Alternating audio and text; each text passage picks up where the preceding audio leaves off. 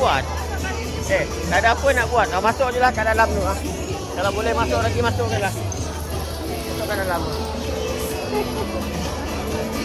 Dia ni lah. Kelas kan? Letih kan?